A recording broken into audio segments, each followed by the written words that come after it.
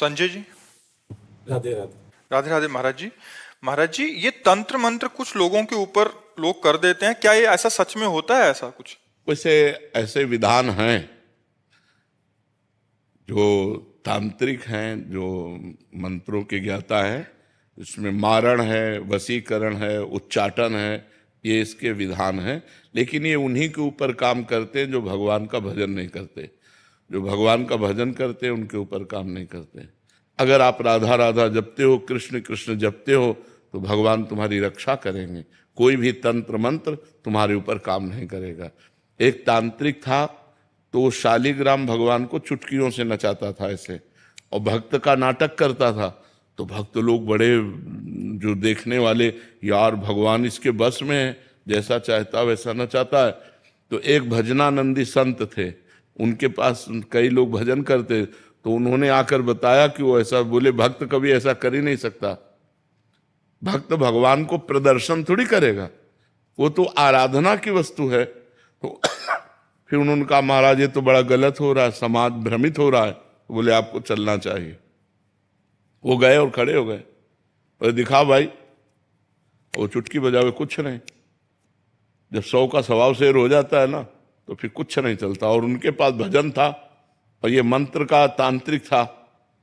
तो इसने जब देखा कि यही बाबा जी आए और इसी कारण हुआ, तो उनसे कहा चले जाओ। तो उनका ये नाटक बंद कर, भोले भाले लोगों को तू ऐसे तंत्र के द्वारा लुभायमान करता है और पैसे इकट्ठा करता है। अब सारे समाज में उसकी बेइज्जती हुई, तो उसने शाम के अनुष्ठान किया मारण का।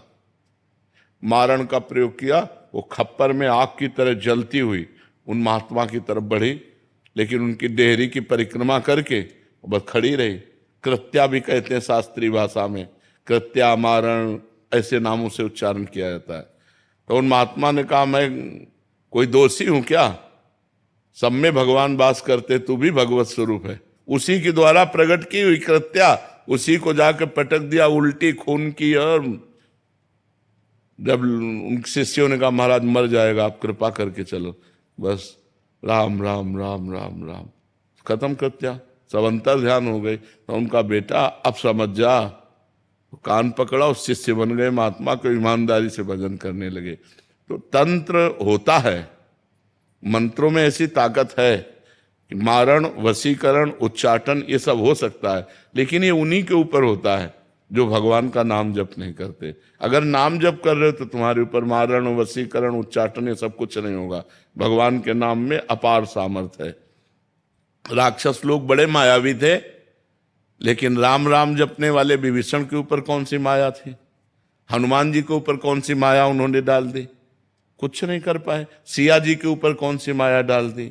जो भगवान में चित्त जोड़े हुए हैं उनके ऊपर माया का कोई प्रभाव नहीं पड़ता है। ये तंत्र मंत्र तो बहुत छोटी सी बात है। एक बड़ा तांत्रिक था, वो सन्यासियों को परेशान करता था। तो धर्म सम्राट करपात्री जी उनके पास गए और कहा, नारायण नारायण नारायण, और कहा जितनी तेरे में ताकत हो अब लगा तंत्र की। चरणों में गिर गया था। बोले आपके ऊपर हमारा तंत्र कोई काम नहीं करेगा।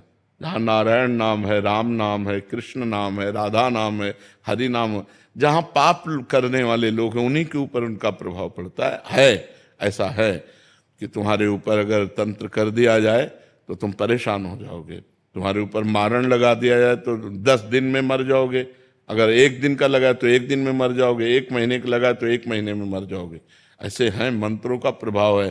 पर वो अच्छे से अनुष्ठान करेगा तब आपके ऊपर प्रभाव पड़ेगा। महाराज जी, जिनके ऊपर ऐसा हो गया है, उनके परिवार वालों को लगता है कि इसके ऊपर हो गया, तो अब वो क्या करें? भगवान का नाम कीर्तन घर में करवावें और भगवान की कथा, भगवान का नाम जप करें, सब ठीक हो जाएगा। को अलग से संकल्प करना पड़ेगा या ऐसे ही हो जाएगा? ऐसे ही शुरू कर दे। ऐसे 1 घंटा नाम कीर्तन करवावे, नाम जप करे, भगवान की कथा, भगवान शालिग्राम विराजमान कर ले। घर में नाम कीर्तन जिसमें होता है, नाम संकीर्तनम यस्य सर्व पाप प्रणाशनम, 1 घंटा नाम कीर्तन करे, कोई भी अमंगल नहीं हो सकता। महाराज जी, अभी एक कोई जने आए थे, वो कह रहे थे कि इन पे ऐसा हो गया, तो हमने यही उपदेश दिया कि ये नाम, कह रहे कि नाम इनसे होता नहीं है नाम जप, और एक नाम सुनते हैं तो फिर बहुत विकल हो जाते हैं ये। मतलब जिन पे ऐसा हुआ है महाराज, वो सुनना भी नहीं चाहते जिसके ऊपर नहीं तो फिर यही तो दुर्गति है। यही तो दुर्गति है तो मतलब उनको बिठा के ऐसा हाँ, बिठा के जबरदस्ती सुनाना चाहिए, वो निश्चित खत्म क्योंकि हो। उनको कह रहा है कि इनको कष्ट होता है कि जब नाम हाँ, कष्ट होगा, क्योंकि वो मंत्र का प्रभाव है इसलिए उसके ऊपर है। नहीं तो नाम जप से भूत प्रेत उतर जाए, सब सब सब ठीक हो जाए। नाम जप में बड़ी सामर्थ्य है, बड़ी सामर्थ्य है। एक बार हम एमसी में थे तो एक को भूत आया, तो वहां लाए, तो हम कोई झाड़ना फूकना तो जानते नहीं, हम नाम जपना शुरू किया और चीखने लगा। हमारे जो वो कह रहे थे कि और अब कहा इनसे दूर ले चलो, इनसे दूर ले चलो। हमको बैठल अब थोड़ी देर बैठा रहा, बोला हम जा रहे हैं। हम कहाँ जाओ? और ठाकुर जी को भोग लगा के जब जल चरणामृत और जल उनको दिया, वो खत्म हो गया, चले। ये अपवित्र आत्माएं होती हैं, अपवित्र जगह प्रवेश करती। पवित्र हम स्मशान में घूमे, कभी हमें भूत प्रेत कहीं कुछ नहीं। गंगा किनारे 20 साल रहे, गंगे किनारे ही रहे, कभी कोई ऐसा नहीं। तो नाम जप करो भगवान के नाम में, बड़ी भूत पिशाच निकट नहीं आवे। और बहुत सिद्ध है, गोस्वामी जी ने सिद्ध अवस्था में, तुलसीदास जी ने यह लिखा है हनुमान चालीसा। भूत पिशाच निकट नहीं आवे, महावीर जब नाम नासय रोग हरे सब पीरा, जप निरंतर हनुमत। हाँ, जपत निरंतर हनुमत। हाँ, ये बात समझ लेंगे। महाराज जी, ज्योतिषी में विश्वास करना चाहिए कि ज्योतिष शास्त्र है। परीक्षित जी जन्म लिए थे तो जन्म से लेकर मृत्यु तक का निकाल दिया था उन्होंने, कि इनको तक्षक सर्प काटेगा, पूरा मृत्यु तक निकाल दिया था। पर ज्योतिष शास्त्र का ज्ञान हो तो ज्योतिष शास्त्र सत्य है, क्योंकि ज्योतिष शास्त्र है, कोई उसमें ऐसा नहीं। पर ज्योतिष शास्त्र का सत्य ज्ञान होना चाहिए। मतलब किसी को गलत उपदेश दे करके और उसको भयावह परिस्थिति में करके अर्थ लेने की वासना ना हो, और ज्योतिष शास्त्र का ज्ञान हो तो सही सटीक जन्म से मरण तक का हिसाब बता देगा। जन्म से मरण तक? हाँ, जन्म तक जिससे मरण तक का हिसाब बता देगा। ज्योतिष शास्त्र सत्य है, इसमें कोई संशय नहीं है। पर ये सिद्ध होना चाहिए, मतलब उसको उसका परिपक्व ज्ञान होना चाहिए। ज्योतिष शास्त्र ऐसे ऐसे विचार करने वाले कि जैसे तुम्हारी भैंस खो गई, और वो आपका विचार किए तो आपको बता देंगे कि आपके गांव में दक्षिण कोने में 3 घर के बाद वो बंधी हुई है, तो चले जाओ, उठा खोल लाओ। ऐसा है ज्योतिष ज्ञान। सब मतलब ऐसा नहीं, भगवान ने सब शास्त्रों की रचना की, पर उसका सम्यक ज्ञान होना चाहिए। सम्यक ज्ञान होने से ही उसको जैसे हम किसी शास्त्र के अनुमानता, तुम्हारी जी सिद्धि, जैसे किसी के मन की बात पढ़ लेना, या हाँ, ये भी सिद्धियां हैं, ये भी सिद्धियां। ये स्वतः अंदर आ जाता। हाँ, अगर हम वो मंत्र सिद्ध किए हुए हैं तो आप जो ये, अच्छा आपका ये नाम है, आप अमुक जगह से आ रहे हैं, आप ये सोच कर आ रहे हैं, तो आपके होश उड़ जाएंगे। पर इन सब सिद्धियों को प्राप्त करने वाला भगवान को नहीं प्राप्त कर सकता।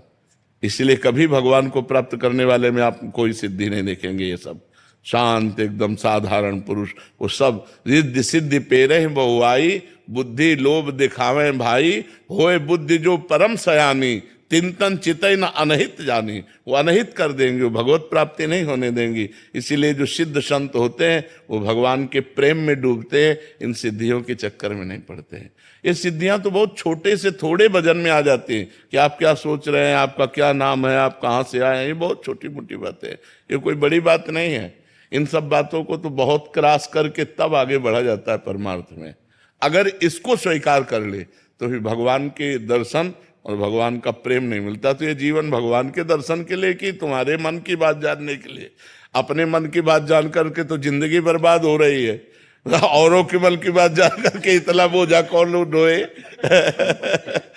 महाराज जी और भी सिद्धियां होती हैं? बहुत सिद्धियां होती हैं। महाराज जी आपने बताया था कि जल पे चलना, हाँ, जल को स्तंभित करके चलना, पहाड़ में भी प्रवेश कर जाना, एक ही समय में कई जगह उपस्थित हो जाना, एक ही ये बड़ी सिद्धियां हैं। एक ही समय में कई जगह उपस्थित हो जाना, बहुत दूर की बात सुन लेना, तुम्हारे मन की बात जान लेना, कहाँ कौन सा धन गड़ा है, इन सब बातों को जान लेना। तो है तो सब मायाकृत ही, परमात्मा कृत थोड़ी है। ऐसे किया और रुपए के सिक्के चांदी के गिर रहे हैं, ढेर के ढेर, ये सबने देखे सिद्धियां। ऐसे कर दिया और पूछा तुमसे कि कौन सी सुगंध चाहिए, मान लो आपने कहा केवड़ा, ऐसे कर दिया पूरा वातावरण केवड़ा का, बिना छिड़के। तुरंत दूसरे ने कहा हमको मोगरा, तो मोगरा। ऐसी सिद्धियां बहुत से हमने देखे संतों की सिद्धियां, पर उससे भगवत प्राप्ति नहीं होती।